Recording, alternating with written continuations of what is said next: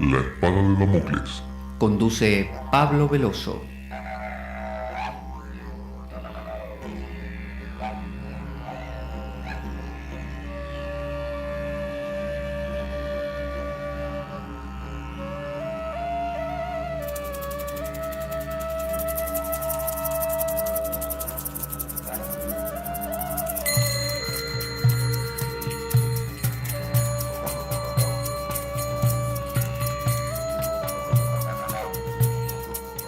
Tal como lo cortés no quita lo valiente, así lo hilarante no quita lo profundo. Y dado que la vida es un juego, aquí comienza La Espada de Damocles. La ficción más real que puedas concebir. La Espada de Damocles es un programa que por mera falta de objetividad cree ser diferente. Personajes mitológicos salidos de los más profundos avernos. Leyendas escabrosas y sin sentido. Curiosidades inquietantes e inútiles. Historias antiguas malversadas por nuestra incapacidad de entendimiento. Y cuentos carentes de profundo significado. También pretenderemos sin el menor éxito entender al ser humano en toda su dimensión. En suma, si quieres desperdiciar tu vida, aquí comienza La Espada de Damocles, la ficción más real que puedas concebir.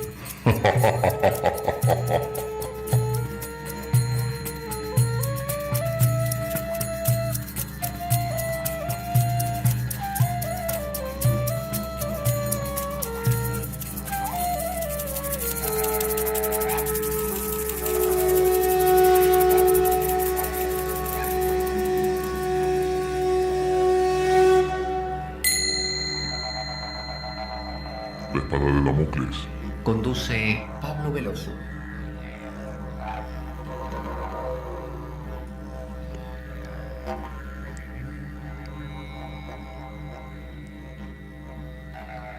Buenas para todos. Aquí estamos otra vez en La Espada de Damocles. ¿Quién les habla? Pablo Veloso.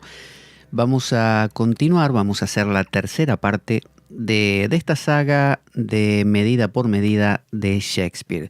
Estamos analizando nada menos que a este grande de la literatura, contemporáneo de San Juan de la Cruz, contemporáneo de Cervantes, es decir, alguien que ha marcado realmente a muchas generaciones con sus poesías, algunas obras propias dramáticas, otras más lisonjeras, comedias. En este caso estamos abordando Medida por Medida. ¿Qué es esto de Medida por Medida? Bueno, es una obra en la cual un duque de un determinado ducado, obviamente, considera que su reino, su sitio, aquel que él conduce, está desorganizado, está llegando a una situación de caos y decide retirarse, dejando en manos de Ángelo, que es justamente nuestro protagonista, que hace las veces del ego, ¿no? de nosotros mismos. En manos de él deja la responsabilidad de poner orden en ese lío, en ese gran lío, que es un gran lío de libertinaje, donde se empiezan a contraponer esos opuestos del orden y el caos, de la libertad y las leyes. Entonces, Ángelo vimos que empezó a poner orden a través de algunas reglamentaciones muy estrictas, lo cual condujo a consecuencias intensas, a ires y venires, y el duque descubrimos que no se había ido, en realidad se había disfrazado de un fraile, de un religioso, para poder no solo seguir viendo todo lo que sucedía, sino también operando, tomando decisiones y modificando cosas, sin que nadie lo supiera, obviamente. Así que estamos recorriendo estos caminos de la mano de nuestro amigo Edward Edinger, que es continuador de la obra de Jung, el psicólogo o psiquiatra suizo, y bueno, nos va como haciendo una hermenéutica, una aclaración de lo que va sucediendo, de manera que vamos recorriendo por un lado la obra misma, por otro lado las interpretaciones a las que nos lleva Edward Edinger. Habíamos quedado en aquella parte en que se hablaba de la condición en que había quedado el mundo y por qué había llegado a lo que llegó, ¿no? ¿Por qué emerge un Salvador, ¿no? El famoso Mesías? ¿Por qué emerge un Job? ¿Por qué emerge un Moisés? ¿Por qué emerge un Gautama? ¿Por qué emerge un Jesús? ¿Por qué emerge nuestro ego queriendo poner orden en el gran caos que es nuestra vida? ¿Para qué la naturaleza necesita un ego que causa tanto dolor? ¿Por qué el duque necesita de Angelo para poner orden en su reino en lugar de hacerlo él mismo? Sobre eso estamos. Entonces, estamos ahora en este fragmento. Vamos a leer el trocito que comenta Edward Edinger de lo que veníamos hablando y ahí ya continuamos con una cita de Medida por Medida. Dice Edinger, de hecho, de todos los caracteres en esta obra, son unidireccionales, o sea, están volcados, están polarizados, ¿no? Están fuera de balance, incluido el duque y aún la santa Isabel. Acuérdese que Isabel era la hermana de Claudio, el que iba a ser condenado a muerte, simplemente porque había tenido relaciones prematrimoniales con su propia prometida, no con otra, con su propia prometida. O sea que Angelo estaba actuando investido con las potestades que le delegó el duque, con una actitud muy radical. Isabel es la hermana de Claudio, que abogaba por él, tratando de defenderlo, y que luego tuvo algún affair, o eso pretendió por lo menos Angelo, de tener con ella, sabiendo que inclusive que era candidata a monja, estaba de novicia. Entonces dice, aún la Santa Isabel, la Santa Isabel también tiene una doble cara. Angelo procede a establecer las cosas bien, ¿no? Correctamente, tal como se le comisionó, como se le pidió, que le pidió el duque que hiciera. Él comienza por rechazar, por una rechazada ley en contra de la fornicación que pedía la pena de muerte. Es decir, él restituye esa ley, se vuelve duro, o sea, va por todo, ¿no? Claudio, un joven noble que había hecho a su prometida, la había embarazado, fue sentenciado como un ejemplo de la nueva y estricta imposición, ¿no? de esta ley. Claudio fue hecho prisionero y esperaba por la ejecución. Leo medio lento porque estoy traduciéndolo al mismo tiempo que está en inglés. Así, dice, podemos ver que en el mismo día Angelo recibe a la autoridad delegada del duque, recibe la investidura. El mismo día él se identifica con esa autoridad y toma de una manera fanática una posición unilateral, la cual es opuesta a la previa laxitud. O sea, Angelo, en lugar de ir buscando puntos medios, está diciendo Edinger, se va al extremo. No dice, bueno, todo era un caos, vamos poco a poco, me voy moviendo así como pez en el agua por el caos y poco a poco lo voy encauzando. Él se fue al otro polo. Dijo, caos, vale, vamos a poner orden ahora. Y se propuso hacer algo sumamente radical. El sabio Escalo, que es, acuérdese, como el mano derecha del propio Angelo, ya tengo una mezcla de personajes de Angelo, le sugiere que consulte a su conciencia, a su buena conciencia, como diciendo, afloja un poco. Le decía así, Escalo, dice... Escúchame, Angelo, ¿por qué no aflojas un poquito? ¿No te parece que te está pasando 2 pueblos? Entonces, ahora vamos a ir a una cita de Medida por Medida. Esta cita es, ya le digo, el acto 2, escena 1, líneas de la 8 a la 16. Y dice así, Escalo, la mano derecha de Angelo, imagínese, Escalo es como de nuestro ego, aquella parte reflexiva, ¿no es cierto?, que quiere centrarnos un poco, que se da cuenta que nos volvemos un poco unidireccionales, es el Pepe Grillo, ¿no? La conciencia. Dice Scalo, sí, pero sin embargo nos vale más penetrar con la punta y cortar ligeramente que herir de filo y rajar a muerte. O sea, le está proponiendo puntos medios, ¿no? Es como cuando uno se da cuenta que está actuando de una manera equivocada y quiere convertirse, no sé, en San Antonio de Padua, es decir, quiere ir al otro polo. Quizá ir al otro polo es más de lo mismo. Entonces le está diciendo a Scalo, mirá, si vas al otro polo, los extremos se tocan, vas a estar igual. Ay, vuelve a decir Scalo, ese caballero que quisiera salvar tenía un nobilísimo padre, hablan de Claudio, el condenado.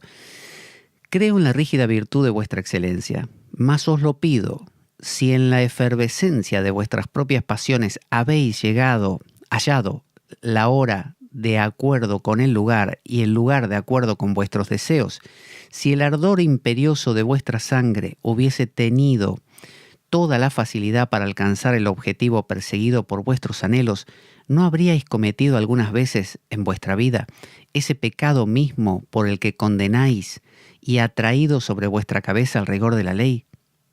Le está diciendo a Angelo, Escúchame, Angelo, no me vas a decir que alguna vez vos no hiciste lo mismo. Vos lo vas a matar a este tipo, le vas a cortar la cabeza, pero decime si alguna vez no, aunque sea no pensaste lo mismo, o hiciste otra cosa que más o menos valía lo mismo, movido por tus pasiones. o sea, uno olvida cuando va a criticar al otro que uno se parece más al otro de lo que uno quisiera. Entonces, en ese sentido, uno a veces busca distanciarse del otro, a veces sin demasiado éxito, psicológicamente, para sentir que uno sí es diferente, uno es puro y el otro es impuro, ¿no? Porque es muy difícil dañar a alguien que se nos parece demasiado. Es más fácil demonizar al otro. Entonces, muchas veces nuestro ángelo, nuestro ego, busca partecitas nuestras que han cometido pequeños errores e intenta aplastarlas como si fuera triunfal, poderoso, el ego. Y ahí es donde se infla nuestro ego. Es como el campeón, vio esa imagen de el campeón de la meditación, ¿no? El tipo que se enteró que la meditación es buena y medita a morir, que está todo el día con la meditación y que hace lo que tiene que hacer y que reza el mantra la cantidad de veces que se corresponde y que, no sé, si es cristiano, va a misa todos los días y hace el rosario. Hay ahí un ¿cómo se dice? Scalo que te dice interiormente, te dice... Afloja un poquito con la misa. No va por ahí la cosa, papá. Te dice por abajo. Pero uno tiende a desentenderse porque es más fácil. Para Angelo era más fácil revivir esa ley antigua y darle con eso y ya está. Era más fácil eso que lidiar con una especie de diálogo justamente con el reino, a ver cada caso en particular, a ver las causas. No. Él prefirió, como dicen, cortar por lo sano. Él dijo, no tengo ni idea por qué esto está podrido, por qué esto está complicado, por qué razón. Prefiero eliminarlo de cuajo. Es como la persona que, teniendo, no sé, deseos sexuales, se corta los genitales de repente. Es decir, muerto el perro se acabó la rabia. Es cortar algo que en realidad la causa está en otro lado. Y no tenés ganas de investigarla, ni ganas de gastar energía, entonces preferís matar directamente. Pero ¿qué te queda después? ¿Qué te queda? ¿No te queda algo tan muerto como lo que querías o tan necio como lo que querías eliminar? Entonces, luego de esta opinión de Scalo, dice Edward Edinger. Me trabo porque tengo 800 nombres, tengo que pensar quién era el que dijo esto: Claudio, Angelo, Isabel, el duque. Entonces dice Edward Edinger, este pasaje es maravilloso, es una maravillosa como prevención o precaución, como que nos previene en contra de la proyección de la sombra, ¿no? Dice, Angelo revela su inflación. Acuérdese que para Jung inflarse significa identificarse con algo. Por ejemplo, alguien puede inflarse creyéndose completamente malo. o inflarse creyéndose completamente bueno, como Dios. Entonces, en cualquiera de los casos es una inflación, porque el yo tiene algo de bueno, tiene algo de malo, hace cosas bien, hace cosas mal. Los absolutos son productos de una inflación, son una distorsión, son un exceso de algo que en realidad tiene matices. Pero normalmente optamos por la inflación porque es más fácil. Si yo me inflo y me convierto en Hitler, todopoderoso y, no sé, supongamos, malvado, es más fácil que tener que lidiar con, no sé, con la Cámara de Diputados. Es más fácil cortar por lo sano y decir, ya está, mi palabra es ley. Entonces, ahí normalmente uno proyecta la sombra, porque acá el amigo Angelo estaba proyectando, que era lo que le dice Scalo, todo lo que a vos te pasa seguramente. Le dice, ¿no te pasó alguna vez? La respuesta es sí, sí. A Angelo sí le pasó. Pero bueno, él quiere pretender que no, que ahora él es el ángel de la muerte, el perfecto, el que tiene que hacer justicia. Y para eso él tiene que ser súper puro, pero no lo es, nadie lo es. Entonces, mire la respuesta que le da Angelo a Scalo, y acá dice Edinger que se pone en evidencia cómo está proyectando la sombra. Le dice, vamos a ver, en el acto 2, escena 1, las líneas 17 a la 18, que lo tenemos, ya le digo, acá. Dice Angelo, Scalo, la tentación es una cosa y la caída en ella otra. Mire cómo intenta dibujarlo. ¿Vio cuando le dicen a usted, pero ¿cómo vas a criticar a fulano, no sé, por pegarle a la esposa? Si vos la otra vez, no sé, decías que la querías matar a la tuya. Bueno, pero no es lo mismo. Yo es algo que sentí nada más, pero el otro lo llevó a cabo. Eso llevado a otras conclusiones, a otras dimensiones, es que sería como decir, bueno, él... me acusan, por ejemplo, que yo no le pegué con un palo, pero le pegué una bofetada. Bueno, no es lo mismo. El otro le dio con un palo, yo apenas con la mano. Es decir, siempre hay un escudarse en una excusa que permita resolver la situación y pretender que el otro es peor.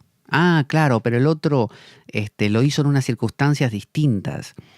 Pero yo tenía mis motivos, el otro no, ¿no? El otro probablemente también tenía los motivos, siempre. Pero uno pretende que los suyos son más válidos. O sea, ¿y por qué le robaste? Bueno, es que, ¿sabes qué? Es que el otro, ya te voy a contar, mira. Vale, lo tuyo vale, pero si al otro lo agarrás robando, a que lo juzgás y lo metés preso.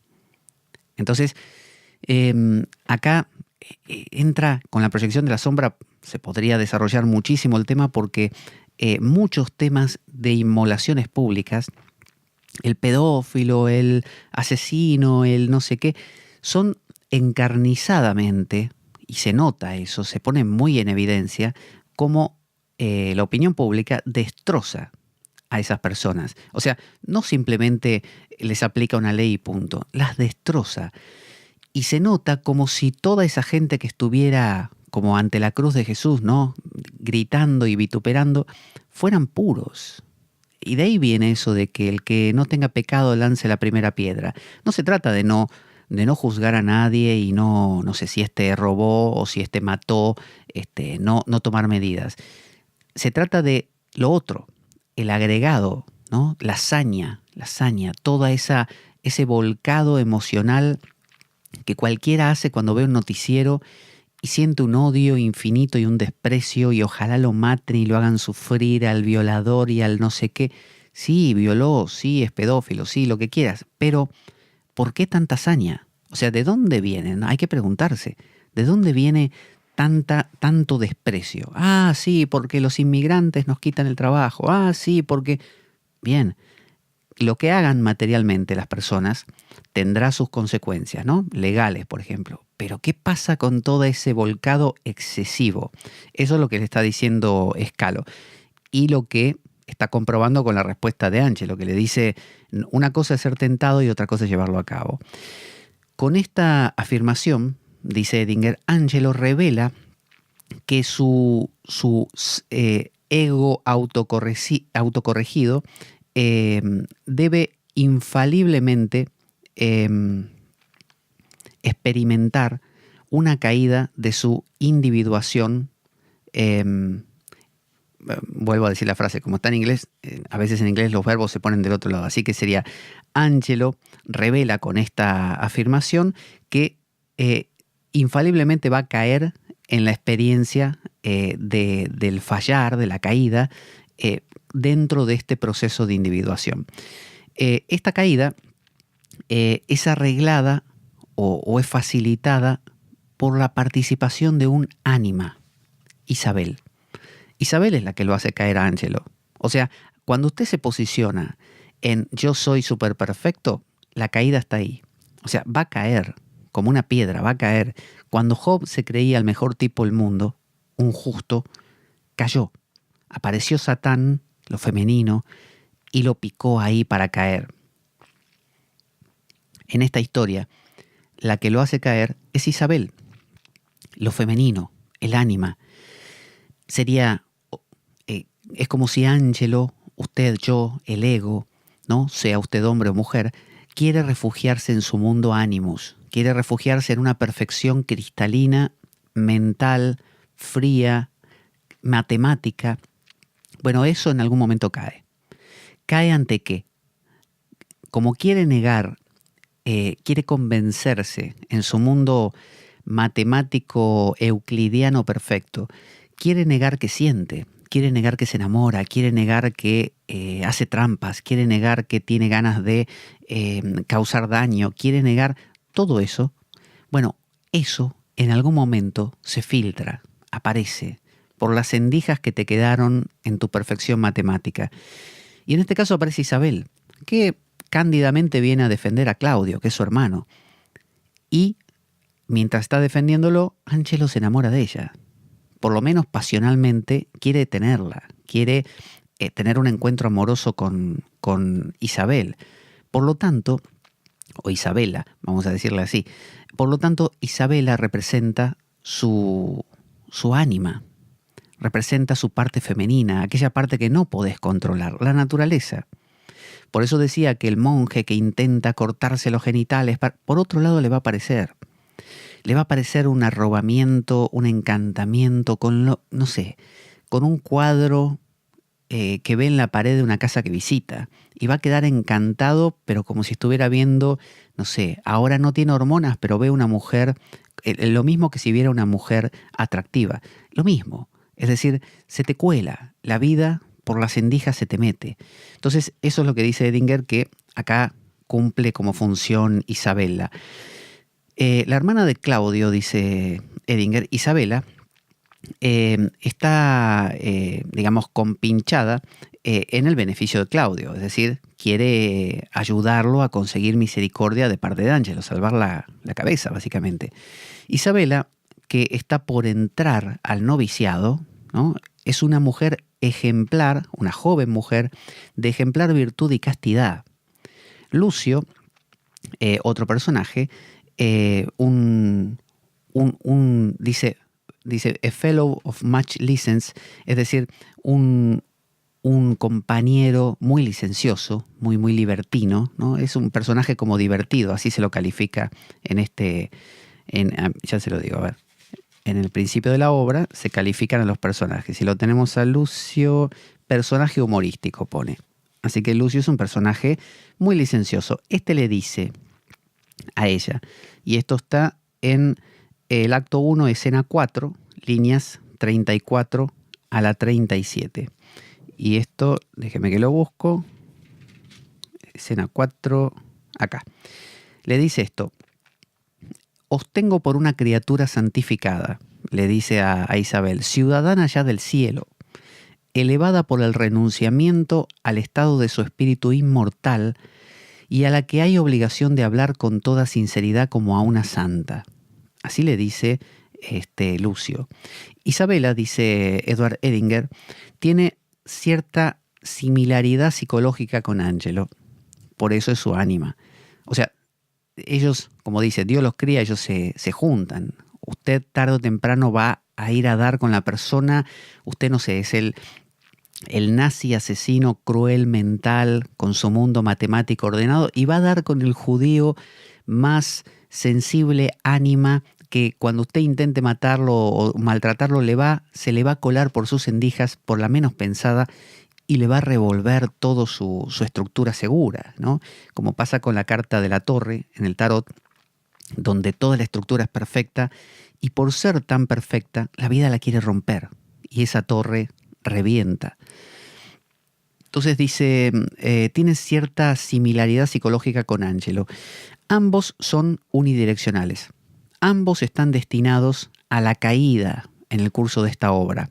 Tanto Isabel por ser perfecta, Isabela, como también Angelo por querer ser perfecto. Dice, aunque la caída de Angelo obviamente es más obvia. Está aclarando acá Edinger. Isabela procede a visitar a Angelo y le ruega elocuentemente por la vida de su hermano. Gradualmente, Angelo cae bajo el hechizo de su atractiva y jovencita mujer, ¿no? De esta atractiva y jovencita mujer. Las razones psicológicas para la infatuación de Angelo con Isabela no son difíciles de encontrar. Los opuestos de la misericordia y la ley se constelan, ¿no? Es decir, si uno empieza a encarnar la ley, aparece la misericordia que te viene a encontrar y a desarticular tu ley. Bueno, acá pasa lo mismo. Angelo quiere ser la encarnación de la ley, el juez puro y superperfecto, ¿no? Acuérdese ese dicho que dice, quis custodet ipsus custodes. ¿Quién vigila a los vigilantes? Ese dicho latino. Bueno, esto pasa igual. Para que yo pueda ejercer la ley, debería ser yo tan puro que ningún pecado tuviese y así poder ejercerla inmaculadamente, neutralmente, pero normalmente no sucede así. Todos tenemos nuestras máculas. Por lo tanto, cuando yo digo, este se equivocó, la pregunta es, ¿desde dónde lo digo yo? ¿Desde un no equivocarse nunca? Y alguien me va a decir, no, yo te vi equivocarte. Entonces, ¿desde dónde lo digo? Y desde mi equivocarme, por lo tanto, no vale. Entonces, Angelo, o su ego o mi ego, tiene la necesidad de posicionarse en una situación donde aparentemente sea incuestionable, cosa que no existe. Entonces ahí te aparece el polo contrario, te aparece la emoción, te quebrás, llorás, viste una película que te partió al medio, viste una persona por la calle en una situación cuando estabas en el mundo de la superficialidad y la perfección, te encontraste con un mendigo que te vino a pedir dinero y te mató. O querés tener todo controlado y te enamoraste. Ese tipo de cosas. Bueno, eso le pasa a Angelo. Entonces dice, los opuestos de la misericordia y la ley se constelan. Isabela es la exponente de la misericordia y Angelo responde al formato de la ley. Con la activación del arquetipo de la coniunctio, que es el arquetipo alquímico de la unión de opuestos, los opuestos, dice, deben encontrarse uno con el otro. El arquetipo de la coniunctio, dice Edinger, es una condición fundamental del ser. O sea, el duque, el ser, el reino, la naturaleza de ese reino es volver a encontrar opuestos, que los opuestos se encuentren. Acuérdese que el problema que había en el reino originalmente, por el cual el duque se fue, es que los opuestos estaban divididos. O sea, había mucha licenciosidad y por otro lado, mucha, ley que no se cumplía del todo, pero ley. O sea, había los que seguían la ley, había los que eran muy licenciosos, no había acuerdo, no había punto de contacto, estaba muy dividido. Entonces dice, cuando la activación de este arquetipo, cuando la activación de este arquetipo surge, por así decirlo, estos opuestos no pueden seguir separados. Dice, tan pronto como el duque se fue, Angelo se volvió fanáticamente sostenedor de la ley. Esta correspondencia con la tendencia del ego inmaduro que intenta infructuosamente asumir la corrección de sus juicios. Isabela le urge a él, le pide que mitigue la dureza de la ley con su opuesto, la misericordia. O sea, Isabela le viene a joder la vida, le viene a complicar las cosas porque este hombre Angelo tenía el plan de mano dura y así lo solucionamos todo, ¿no? No funciona, se te cuela por todos lados. Eso es lo que está diciendo Edinger. Siempre que se constela un polo, te vas a un polo, decís soy macho. Bueno, aparece el polo femenino y te quebrás por 1000 lados y todo se nota, evidentemente se nota que no eras tan macho. O decís, no sé, soy súper sensible y femenino. Bueno, te viene el polo masculino a tu vida a romperte la femineidad, a perturbarte. Siempre en el medio se encuentra el equilibrio. Un medio que obviamente es difícil. Por eso buscamos los extremos. Porque irse a un extremo es una posición, digamos, de quietud. Me voy al extremo y me quedo quieto. Soy el más malo o el más bueno. Quedarse en el medio es difícil. Porque en el medio tenés que dialogar. En el medio tenés que pactar. En el medio tenés que regatear. En el medio estás ahora 5 centímetros para la derecha y más tarde estás 3 centímetros para la izquierda. Y tenés que ir jugando. Es como la bicicleta, que continuamente estás reculando. Si te vas para un lado, te inclinás para el contrario para nivelar. En cambio, si te caes al suelo, ya está. Estás en el suelo. No tenés que nivelar nada. No hay esfuerzo. Por eso tendemos a ir a los extremos. Entonces, cuando uno dice un juicio radical, por ejemplo, fulano es un tarado, es porque no quiere tomarse el trabajo de descubrir que fulano tiene un aspecto tarado, pero 1000 aspectos que no lo son, o que tuvo un día tarado, o un minuto tarado, pero el resto de su día o de su hora no es tan tarada. Es decir, cuando uno descubre que hay grises, tiene un problema, porque tiene que ir constantemente reajustando. Cuando uno dice blanco o negro, se acabó el problema, ya está, lo definimos así. Entonces dice, estamos en, déjeme que, cuando ella le va a hablar a él entonces, ¿no? Lo va a poner en evidencia. Entonces le dice en el acto 2, escena 2, líneas 72 a 79. Voy a ir al acto 2, que estoy en el 1. Acto 2, escena 2, acto 2. Estoy perdidísimo. Escena 2, acá, bien. Acá lo tengo. Esto le dice Isabela. Le dice, y espere, antes de decirlo le voy a, entre paréntesis, comentar que nuestro programa, La Espada de Damocles, carece de sustento económico externo, de manera que si quiere colaborar con el programa puede hacerlo escribiéndome a pablojorgeveloso@gmail.com, pablojorgeveloso@gmail.com, y si vive dentro de España o fuera de ella, según el caso, le pasaré el enlace de PayPal o de cuenta bancaria para que pueda hacer una colaboración. Esa colaboración puede ser súper mínima, puede ser mediana, grande, lo que usted quiera. Todo sirve hasta lo más mínimo porque ayuda para, sobre todo, la compra de bibliografía, de libros, que son los que alimentan este programa. También para material electrónico como memorias y un montón de cosas que se van desgastando y hace falta reponer. Así que cualquier colaboración, desde ya, muchas gracias. Bueno, ahora sí. ¿Qué le dice Isabel? Le dice, ¿dónde lo tengo? Acá. Ay, dice Isabel, todas las almas que han existido fueron condenadas en otro tiempo. Y Dios, que habría podido decretar su perdición, encontró para ellas un remedio. ¿Qué haríais, le dice a Angelo, si el supremo árbitro de la justicia os juzgase según lo que sois? O sea, lo está poniendo a él en primer plano, que seguro que intentaba todo el tiempo Angelo no mirarse a sí mismo, porque si no, obviamente se descubre. Uno, para convencerse que es bueno, necesita no examinarse mucho, porque si usted se examina, pierde.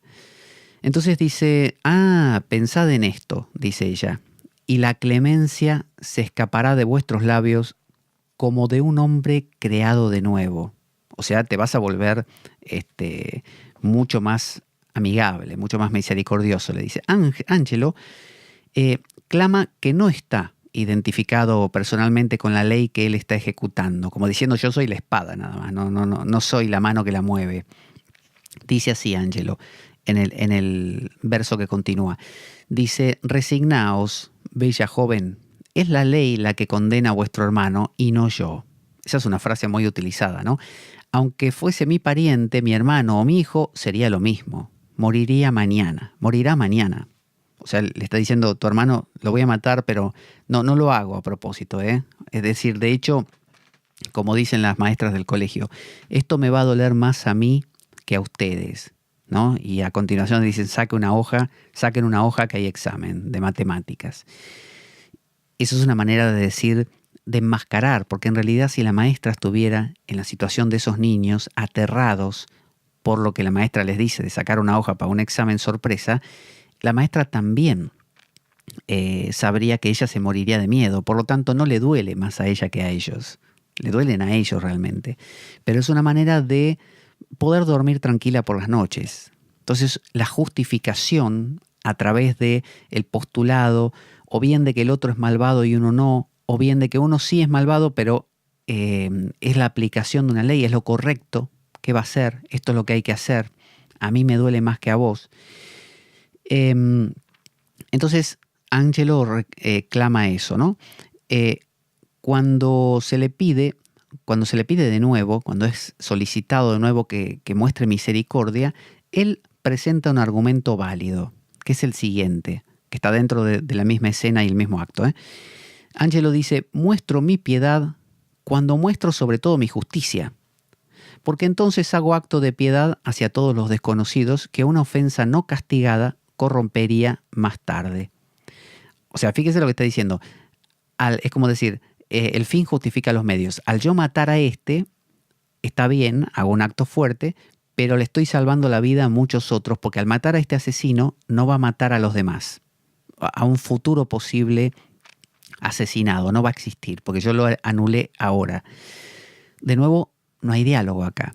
O sea, anulo, como dicen, la manzana podrida, la quito para que no pudra a las demás. En mi acto de justicia estoy actuando misericordiosamente. O sea, uno quiere disfrazar un acto matemático, estadístico, de un acto de corazón.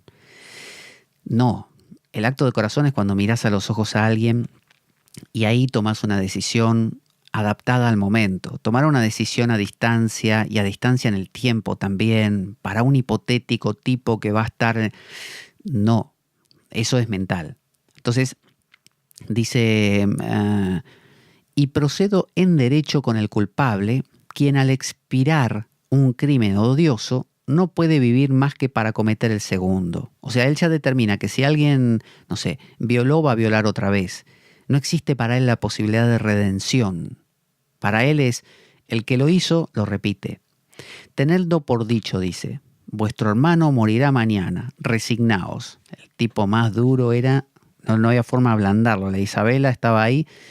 Entonces dice Edward Edinger, dice, hay Creón en Sófocles, en la Antígona de Sófocles, y el capitán Bere en la novela de Melville, Billy Budd, que no la conozco de Melville la más famosa, que es Moby Dick, pero Billy Budd no.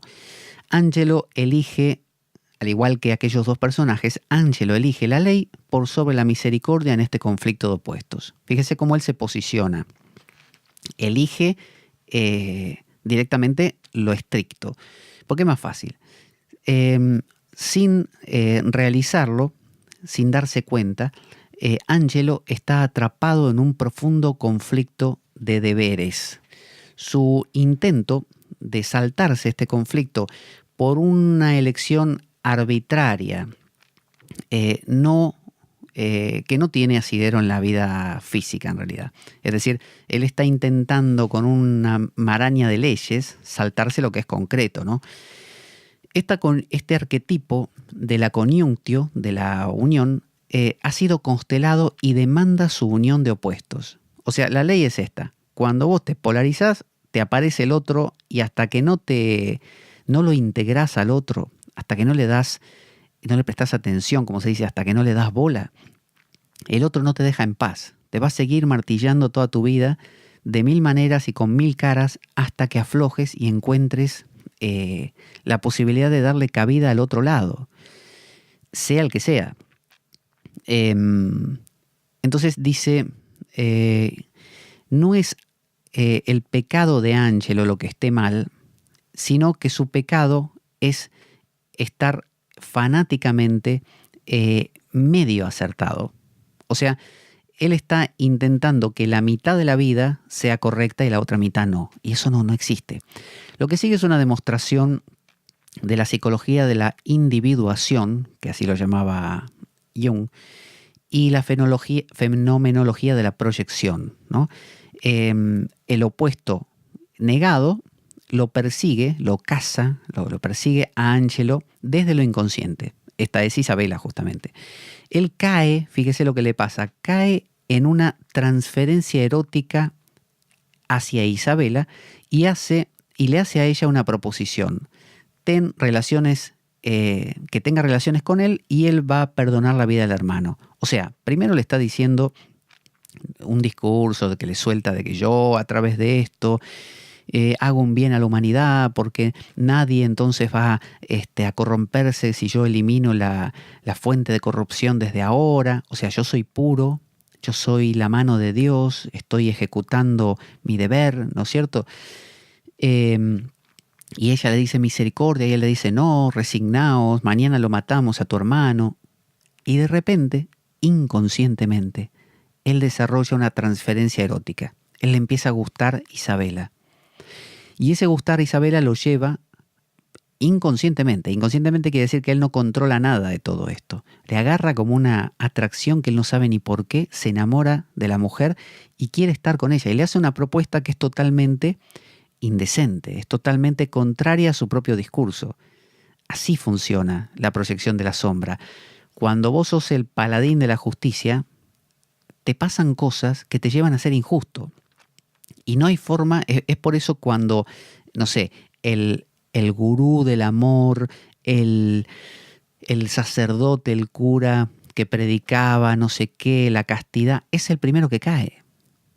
Porque mientras que una persona común, que no está polarizada por lo menos en eso, por ejemplo en la sexualidad, que tiene permiso interior de, bueno, tengo ganas de tener sexo o de masturbarme o de lo que fuera, y lo hace, para él no va a aparecer una sombra inconsciente porque ya lo está ejerciendo. Pero para el que dice, a partir de ahora, nunca más, no sé, sexualidad, porque es pecado, olvídate. A partir de ese momento, todo es sexual. Todo. Pero no de una manera fácil, que te aparece ahí y decís, bueno, esto lo descarto, miro para otro lado. No, te aparece de adentro. Y de unas maneras tales que socialmente ya tenés un rol, ¿no? Una máscara social que no podés cambiar. Seguís hablando de la misma castidad de siempre, seguís matando a los que no son castos y criticándolos, pero por dentro estás teniendo relaciones con fulana a escondidas, ¿no? O, en algunos casos, como pasa, con niños. Es decir, es una proyección de la sombra, simplemente. Entonces dice,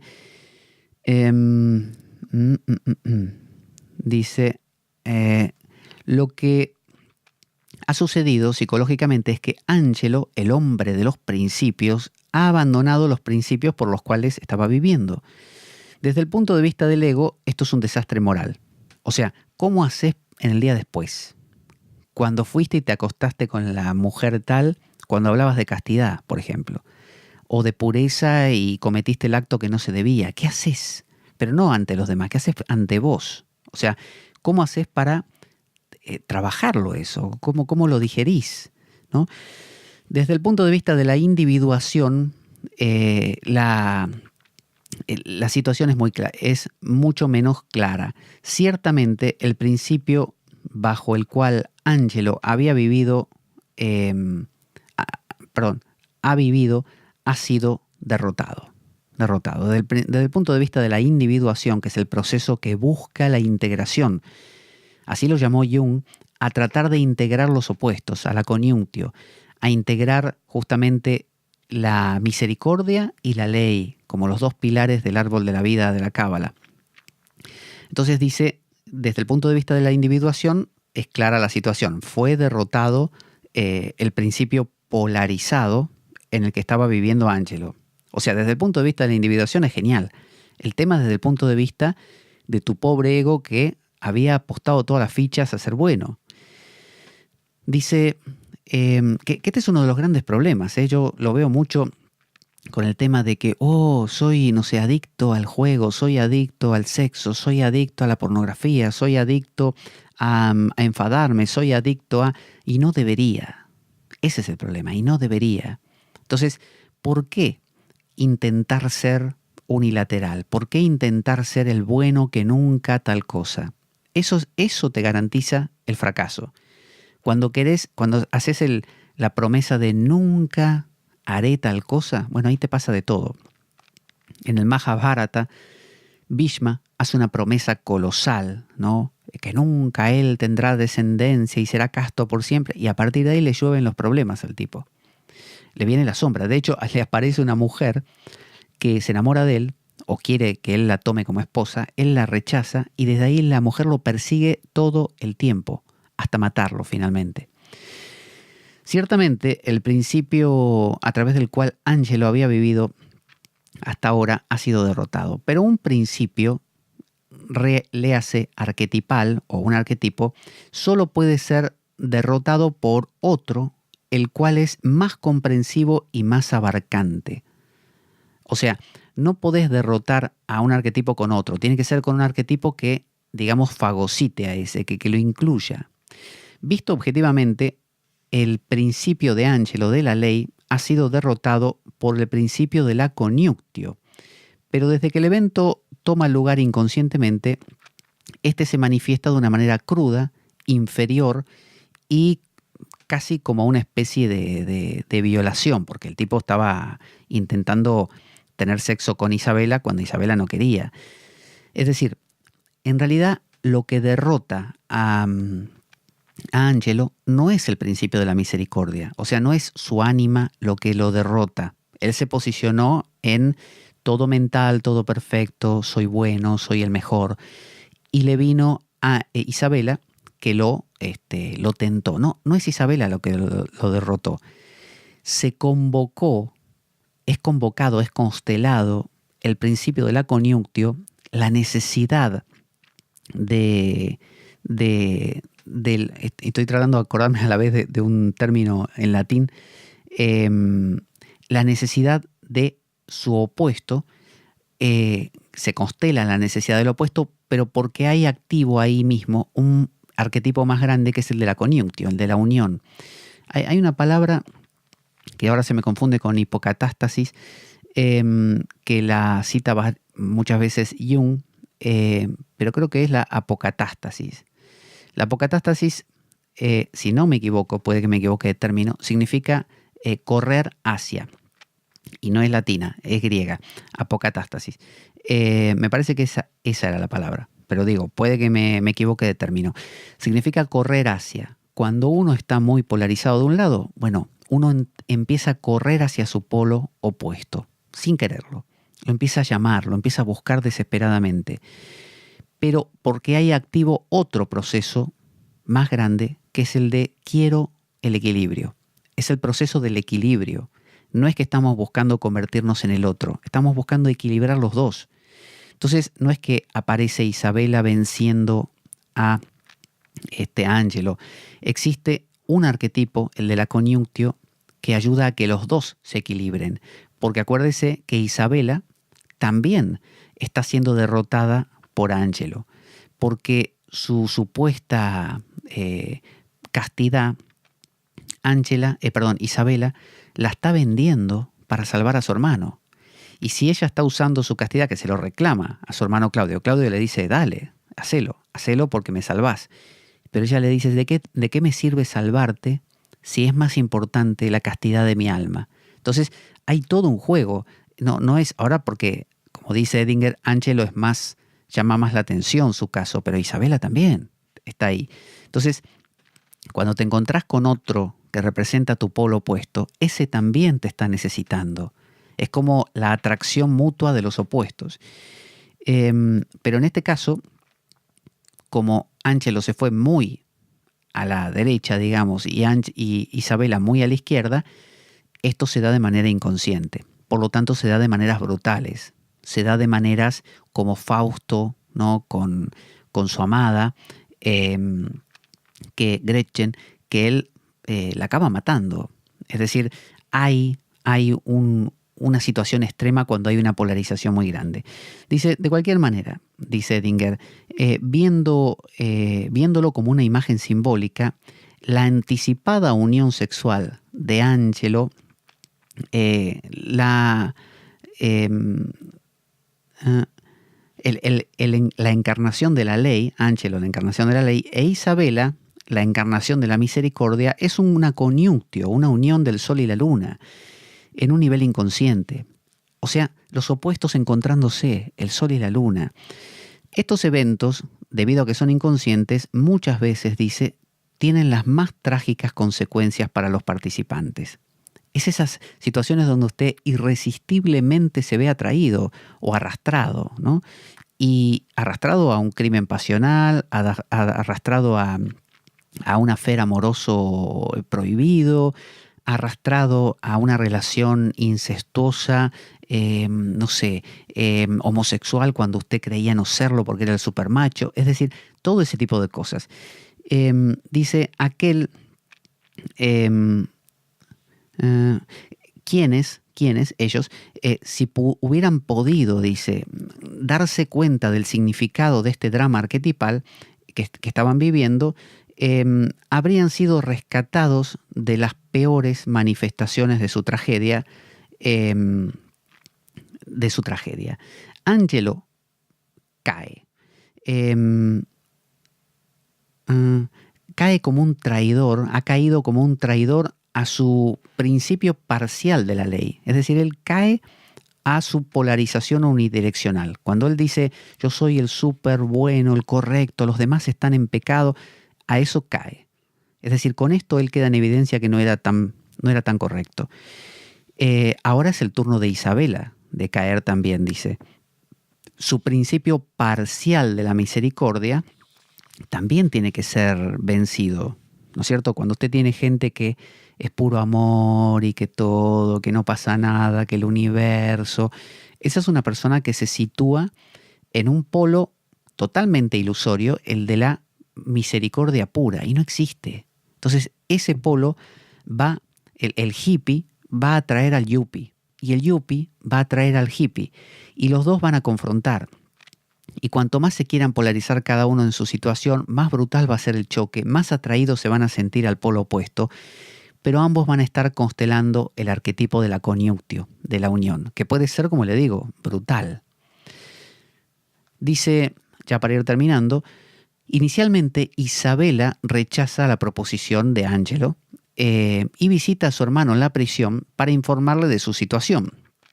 Y empieza a surgir en Claudio la idea de que él realmente está enfrentando a la muerte como resultado de todo esto. Entonces, ¿qué le dice Claudio a su hermana? Que lo encontramos en el acto 3, vamos a buscar el acto 3 de paso, acto 3, escena 1, líneas 132 a la 135. Espere que busco, que como le digo, tiene esto hoja de Biblia, así que cuesta pasar las hojas. Estamos en acto 3, escena 3. A ver, ¿por dónde andamos? Déjeme que lo encuentro. Acto 3, escena 2. No, más adelante. Es literalmente como una Biblia esto. Acá estoy. Entonces, escena 3, más adelante todavía. Vamos un poquito más. No puede ser. A ver.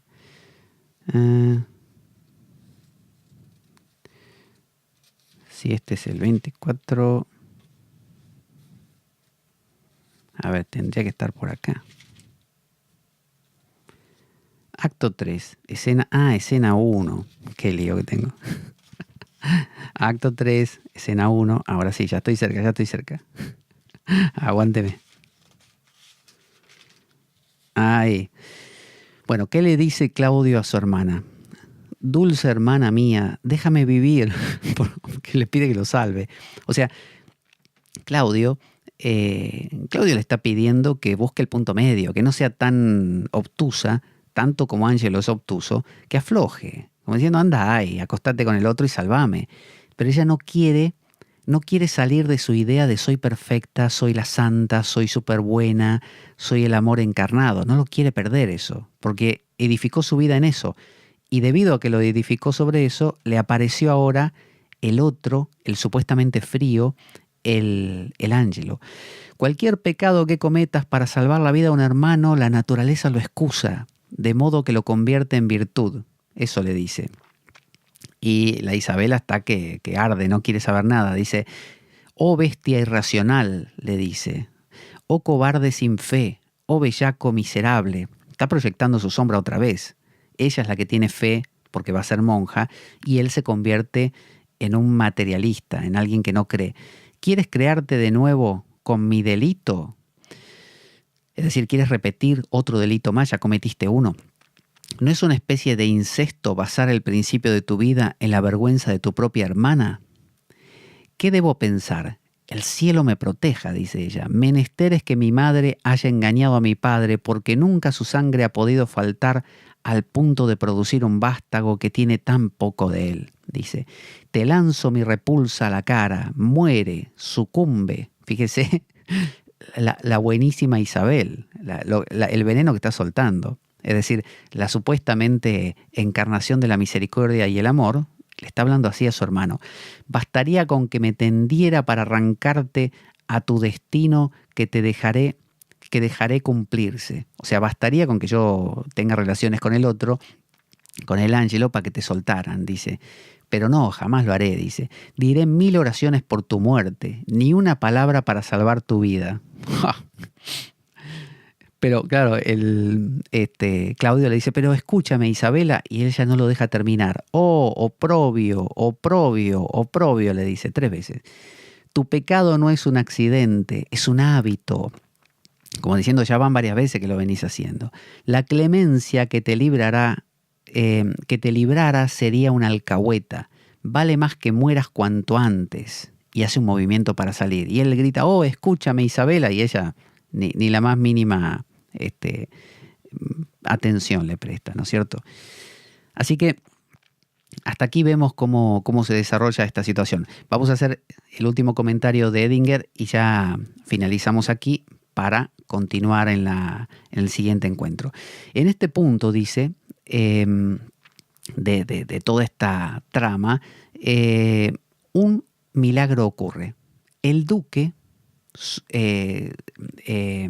¿cómo se diría? Suddenly, repentinamente aparece y pide tener una palabra con Isabela, tener una conversación con Isabela. Abruptamente, la tormenta que estaba afectando todo termina y la obra se eleva a un nuevo nivel. Debido a que en este punto el duque, que no estaba presente, finaliza su observación pasiva y comienza una activa manipulación de las circunstancias para lograr sus fines. Así, esta explosión de Isabela que acabamos de ver es el pivote mismo, es decir, es el eje mismo de toda esta obra. Es decir, a partir de aquí va a comenzar la última etapa, que es el juicio. Es cuando el duque vuelve. Es cuando en el Apocalipsis Dios regresa a revisar qué tal fue todo. Entonces, fíjese cómo son 3 niveles. Primero es la totalidad, que empieza a ver que hay polarizaciones que no se encuentran. Entonces hace falta que se encuentren, la coniunctio. Para eso necesita generar una entidad, un yo que necesite polarizarse bastante para convocar a su opuesto, ¿no? Que es la famosa apocatástasis. Vuelvo a decir, si no me equivoco de palabra, pero creo que era esa, apocatástasis. Cuando uno se polariza mucho, convoca al extremo. Y cuando convoca al extremo, se da la coniunctio, la unión. Entonces tiene que haber un Jesús que sea el súper bueno y que enseñe a la gente a ser súper buena, para que cuando usted intente ser súper bueno polarmente, convoque a su opuesto, a veces de maneras brutales, el Satanás de turno, para que usted descubra en esa lucha que usted tenía más del otro de lo que pensaba y finalmente se terminen unificando. Se unifiquen en la coniunctio.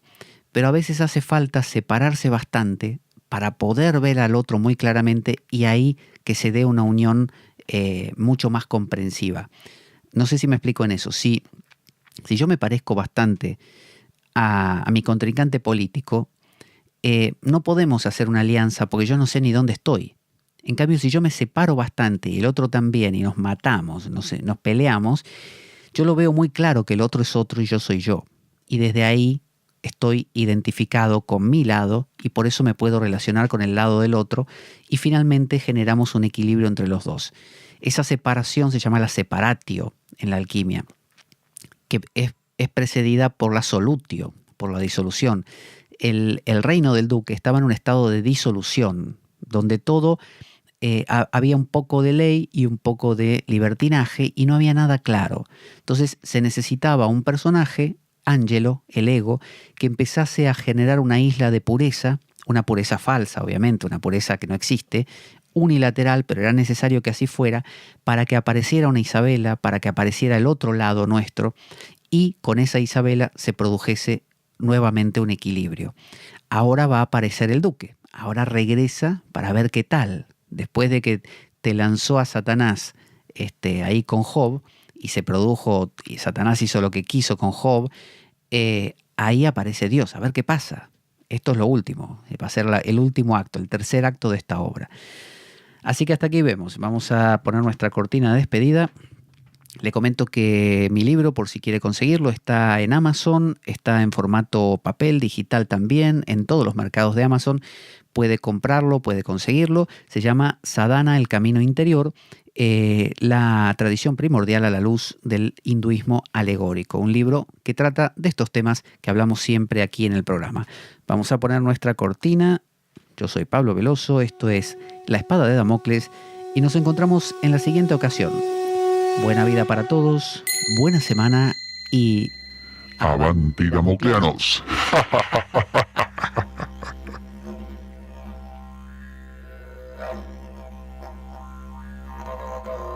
La Espada de Damocles. Conduce Pablo Veloso.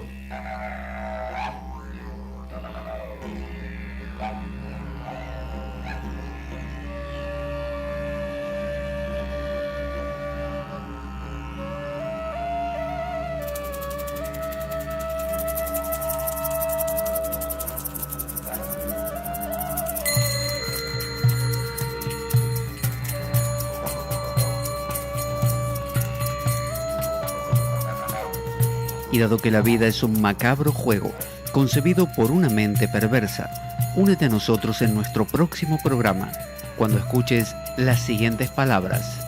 La Espada de Damocles, la ficción más real que puedas concebir. Buena vida para todos, buena semana y... ¡Avanti Damocleanos!